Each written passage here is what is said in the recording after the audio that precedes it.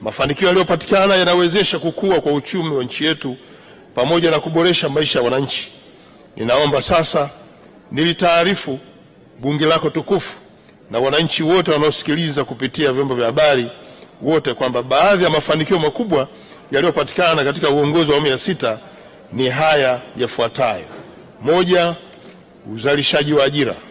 Mheshimiwa Naibu Spika, serikali imeendelea kubuni na kutekeleza mikakati mbalimbali ya kuzalisha fursa za ajira nchini kupitia uwekezaji na utekelezaji wa miradi mikubwa ya kimkakati ikiwemo ujenzi wa bomba la mafuta ghafi la Afrika Mashariki, reli ya kisasa, bwawa la kufua umeme la Julius Nyerere na uwanja wa ndege wa kimataifa wa Msalato. Vile vile serikali imeweka mazingira wezeshi kwa sekta binafsi kukua na kupanua wigo wa uzalishaji wa ajira hapa nchini. Kutokana na jitihada hizo, katika kipindi cha Novemba 2020 hadi Februari 25, jumla ajira milioni 8,084,204 zimezalishwa katika sekta ya umma na sekta binafsi. Ya pili ni ujenzi wa reli ya kati kwa kiwango cha kimataifa. Mheshimiwa Naibu Spika, tarehe 1 Agosti 2024, Mheshimiwa Dr. Samia Suluhu Hassan, Rais wa Jamhuri ya Muungano wa Tanzania, alizindua huduma za usafiri wa reli kati ya Dar es Salaam, Morogoro mpaka Dodoma. Hadi kufikia Februari 2025, abiria milioni 1,809,983 wamesafirishwa na jumla shilingi bilioni 54.9 zimekusanywa. Uwepo wa huduma hiyo ya treni umepunguza muda wa safari kati ya Dar es Salaam na Dodoma kutoka wastani wa saa 10 kwa basi hadi kati ya saa 3 na 4 kwa kuchagiza kasi ya maendeleo ya uchumi na kijamii hapa nchini. Eneo jingine ni ujenzi wa reli ya kati na kiwango cha kimataifa. Mheshimiwa Naibu Spika, serikali imeendelea kutekeleza mradi wa ujenzi wa reli ya kati kwa kiwango cha kimataifa.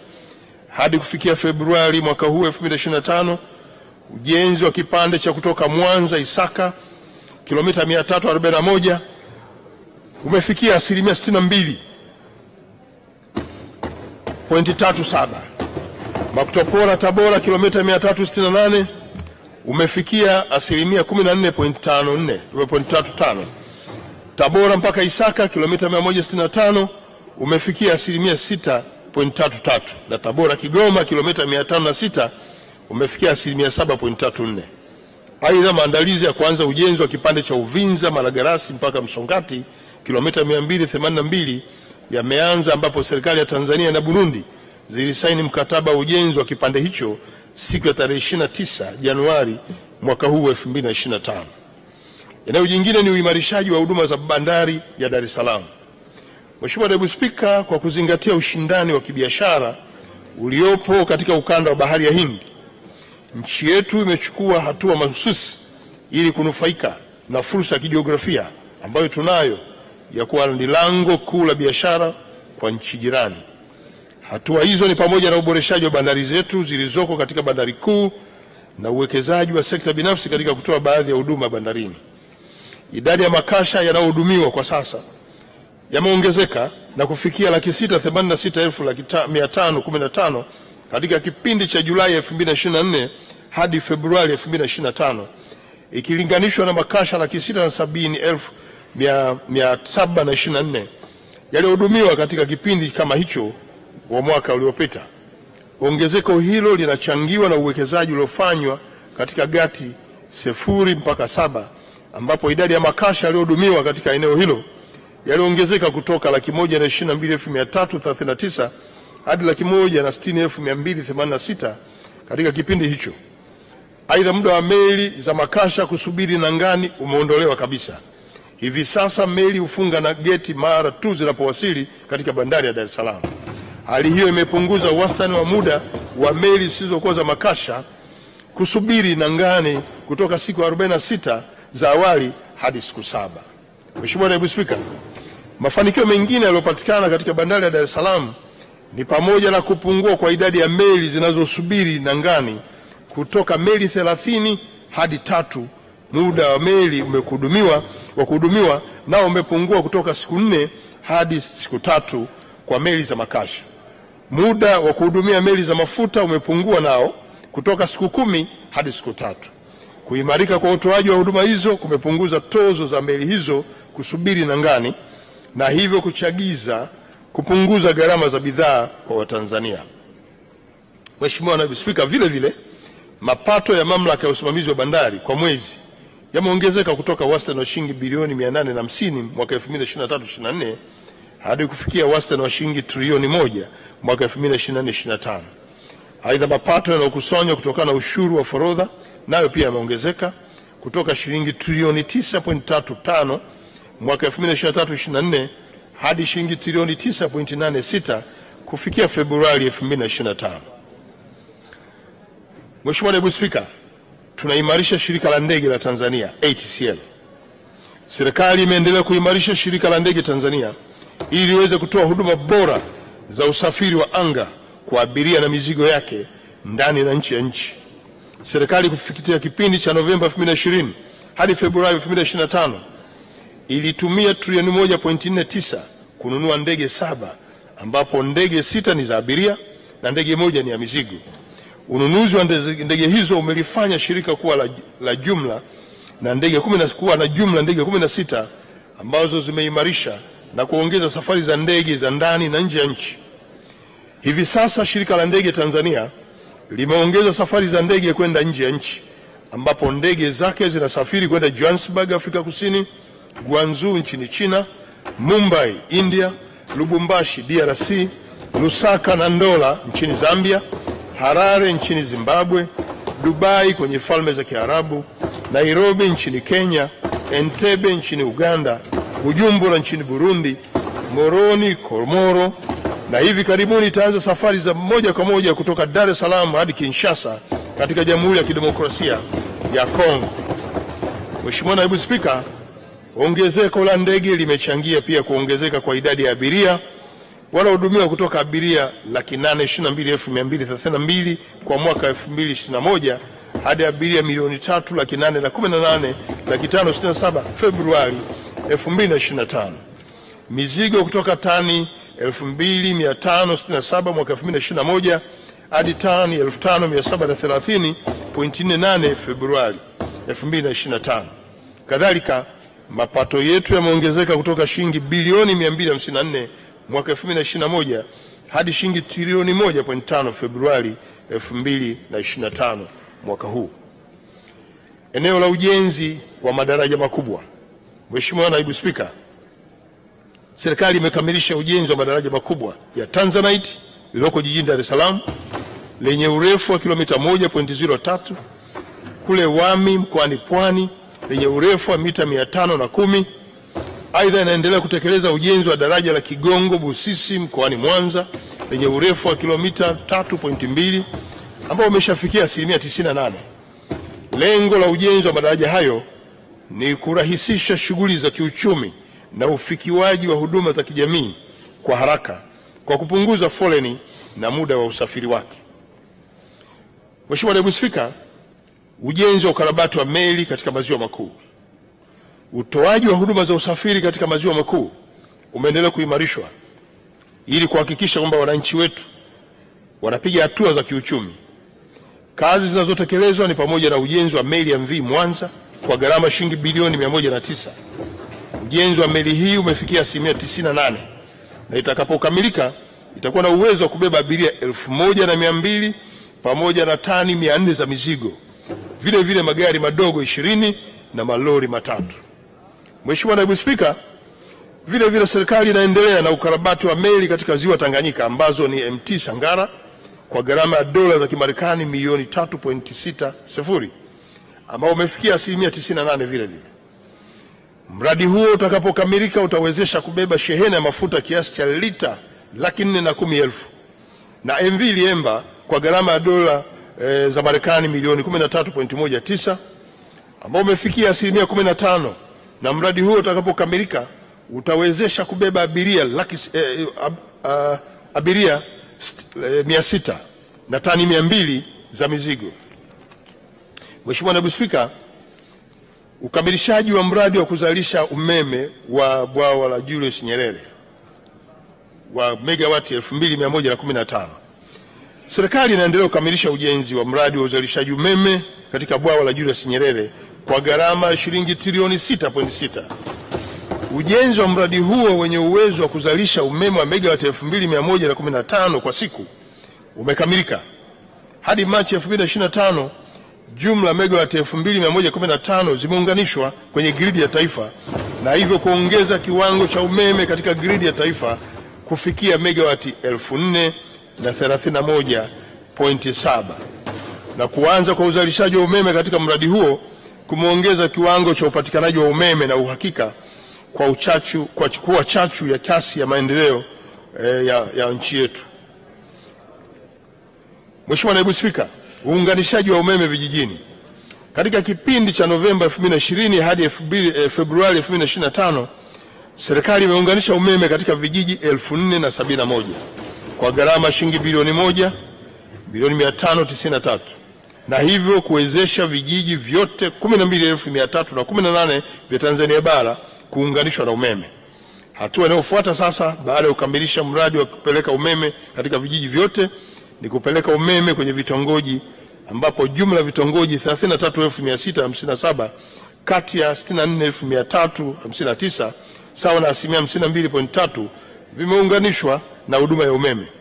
Usambazaji wa umeme katika vijiji na vitongoji utawezesha wananchi kushiriki kikamilifu katika shughuli za kiuchumi, hususani zinazohitaji nishati ya umeme zikiwemo kuchomelea vyuma, useremala, kuchakata nafaka na kuchenjua madini. Mheshimiwa Naibu Spika, naomba kuzungumzia ujenzi wa bomba la mafuta kutoka Uganda hadi Tanga nchini Tanzania. Serikali ya Tanzania kwa kushirikiana na serikali ya Uganda inatekeleza ujenzi wa mradi wa bomba la mafuta ghafi la Afrika Mashariki lenye urefu wa kilomita 1443 kutoka Hoima nchini Uganda mpaka Tanga hapa nchini Tanzania.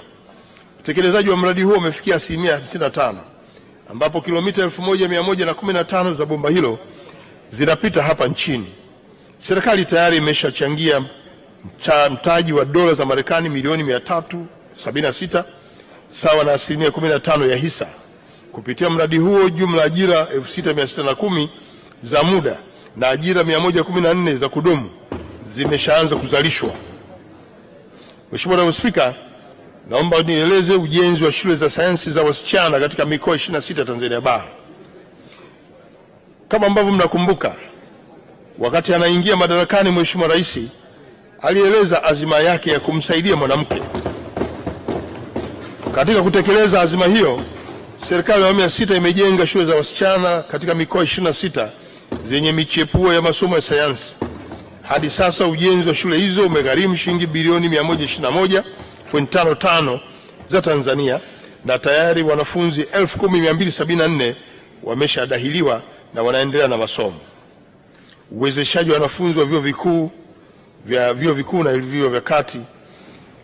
Mheshimiwa Naibu Spika, kwa upande mwingine serikali ya awamu ya 6 imeanzisha programu ya ufadhili wa wanafunzi wa elimu ya juu inaitwa Samia Scholarship Program kwenye fani za sayansi, teknolojia, ubunifu, uhandisi, hisabati na tiba, hasa kwa wenye ufaulu wa kiwango cha juu. Fedha shilingi bilioni 6.63 zimekwisha tolewa tangu kuanza kwa programu hiyo na kunufaisha wanafunzi 1313. Vile vile serikali inatoa ufadhili wa mikopo kwa wanafunzi wa elimu ya juu na vyuo vya kati wanaosoma stashahada za fani na ufundi. Tangu kuanzishwa kwa mpango huo shilingi bilioni 20.08 zimetolewa na kunufaisha wanafunzi 7732. Pia serikali imeanzisha mfuko wa wabunifu unaojulikana kama Samia Innovation Fund ili kusaidia wabunifu kuchochea biashara za ubunifu na kuongeza fursa za ajira. Ujenzi wa miundombinu ya kutolea huduma za afya. Mheshimiwa Naibu Spika, utoaji wa huduma za afya nchini umeendelea kuimarika kutokana na jitihada zinazofanywa na serikali kwa kushirikiana na wadau wa sekta binafsi. Jitihada hizo zimewezesha kuongezeka kwa vituo vya kutolea huduma za afya kutoka vituo 8458 mwaka 2020 hadi vituo 9826 kufikia Februari mwaka huu 2025.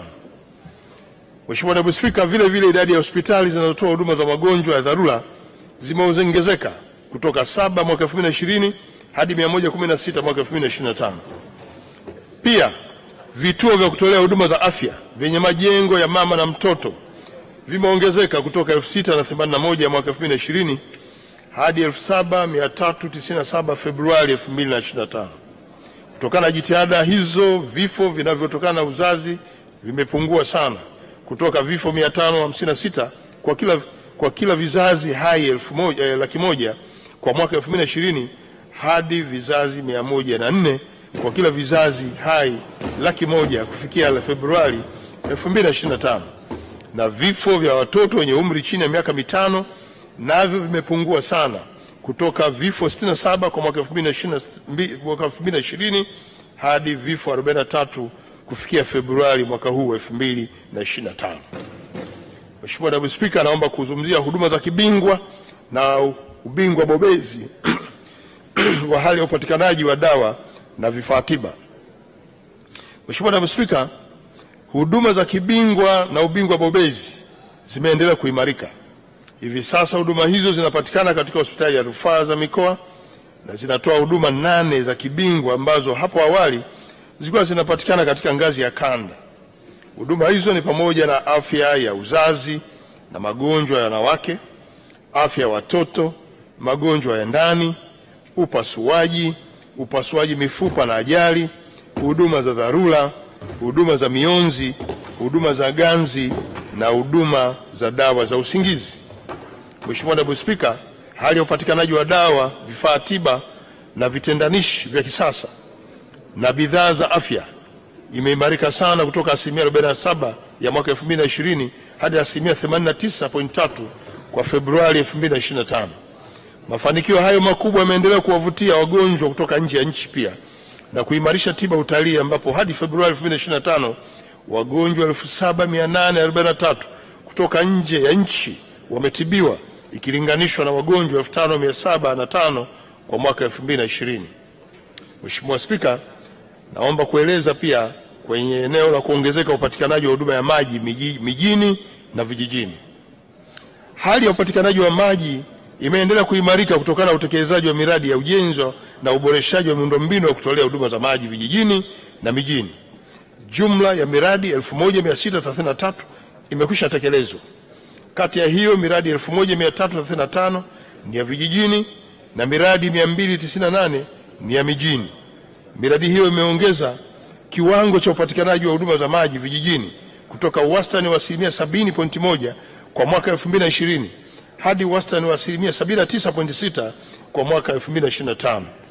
Kwa upande wa mijini kutoka wastani wa 84 kwa mwaka 2020 hadi wastani wa 90 kwa mwaka 2025. Kutokana na ongezeko hilo, wananchi 12,547 wananchi milioni 12,547,526 wamenufaika na huduma ya maji safi na yaliyo salama. Mheshimiwa Naibu Spika, naomba kuzungumzia idadi ya watalii waingiao nchini. Kutokana na mchango mkubwa wa sekta ya utalii katika kuingiza fedha za kigeni nchini na kukuza uchumi wa maendeleo, serikali imeendelea kuchukua hatua mahususi ili kuhakikisha sekta hiyo inaendelea kuwa na mchango mkubwa katika pato la taifa letu. Kutokana na umuhimu huo, Mheshimiwa Dr. Samia Suluhu Hassan, Rais wa Jamhuri ya Muungano wa Tanzania, aliamua kufanya jitihada binafsi za kutangaza vivutio vya utalii nchini kupitia filamu ya Tanzania ijulikanayo kwa The Royal Tour na Amazing Tanzania. Jitihada hizo zimechangia kuongeza idadi ya watalii kutoka watalii 1,711,625 kwa mwaka 2021 hadi watalii 5,360,247 kufikia mwaka 2024. Kati yao watalii wa kimataifa waliongezeka kutoka 922,692 mwaka 2021 hadi 2,249,895 kwa mwaka kufikia mwaka 2024, sawa na ongezeko la 132.24%. Na idadi ya watalii wa ndani nayo imeongezeka kwa 307.94 kutoka watalii 788,933 mwaka 2021 hadi watalii 3,218,352 kufikia mwaka 2024. Mheshimiwa Naibu Spika, naomba nizungumzie hali ya ujenzi wa mji wa serikali pale Mtumba. serikali inaendelea kutekeleza miradi ya ujenzi wa mji wa serikali unaojumuisha majengo 34. Kati ya hayo majengo 24 ni ya wizara na mengine 10 ni ya taasisi. Aidha, wastani wa hatua za ujenzi wa majengo umefikia asilimia 89.7. Licha ya majengo hayo, serikali pia imejenga jengo la Wizara ya Ulinzi na Jeshi la Kujenga Taifa pamoja na makao makuu ya Jeshi la Wananchi Tanzania katika eneo la Kikombo. Mradi huo unaotekelezwa kwa gharama shilingi bilioni 534.4 utakapokamilika utawezesha wananchi kupata huduma kwa urahisi na kupendezesha jiji letu la Dodoma na hivyo kuwa moja ya vivutio vya utalii hapa mkoani Dodoma. Kuimarisha diplomasia ya kiuchumi. Mheshimiwa Naibu Spika, katika kipindi cha Novemba 2020 hadi Machi 2025, serikali imeimarisha ushiriki wake katika nyanja ya kidiplomasia kwa kujumuisha ushirikiano wa kikanda, kimataifa na diplomasia inayozingatia maslahi ya kiuchumi. Katika kipindi hicho, nchi yetu imeshiriki katika mikutano 312 ya kikanda na kimataifa na mikutano 42 ya tume ya kudumu za pamoja ambayo imewezesha kusainiwa kwa hati za makubaliano 229.